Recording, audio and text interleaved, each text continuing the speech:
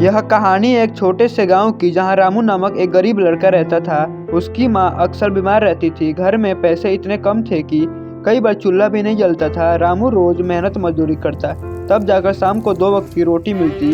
एक दिन बहुत बुरा गया, काम भी कम मिला, मजदूरी भी आधी। घर में सिर्फ थोड़ा सा आटा बचा था, जिससे उसकी माँ ने सिर्फ 2 रोटियां बनाई। माँ ने एक रोटी रामू को दी और आधी खुद खाने लगी। तभी दरवाजे पर ठक ठक की आवाज आई। रामू ने दरवाजा खोला तो सामने एक बूढ़ा आदमी खड़ा था, फटे कपड़े, कांपते हाथ और आंखों में भूख। वो धीमे से बोला, बेटा 2 दिन से कुछ नहीं खाया। रामू ने अपनी रोटी की तरफ देखा, फिर माँ की तरफ, फिर उस बूढ़े की तरफ। उसका पेट जोर से गुड़गुड़ा रहा था। उसने सुबह से कुछ नहीं खाया था।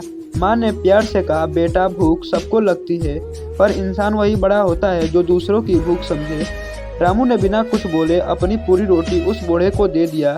बूढ़े की आंखों भर आई। उसने दुआ दी, भगवान तुम्हें इसका फल जरूर देगा। अगले सुबह गांव में खबर फैली कि शहर में एक बड़ा सेठ आया है। वह अपनी फैक्ट्री के लिए ईमानदार और अच्छे दिल वाले लोगों को नौकरी देना चाहता है। गांव के बहुत लोग लाइन में लगे थे। रामू भी चला गया। जब उसकी बारी आई, सेठ उसे देखते ही मुस्कुराया। रामू हैरान होकर बोला, सेठ जी क्या आप मुझे जानते हो? सेठ ने कहा, हाँ रामू, कल रात जो बूढ़ा आदमी तुम्हारे घर आया था वो मैं ही था। रामू के पैरों तले जमीन खिसक गए। आसपास खड़े लोग भी हैरान रह गए। सेठ बोला, मैं यह देखने आया था कि इस गांव में कौन दिल का अमीर है। तुमने अपनी आखिरी रोटी दे दी बिना किसी लालच के।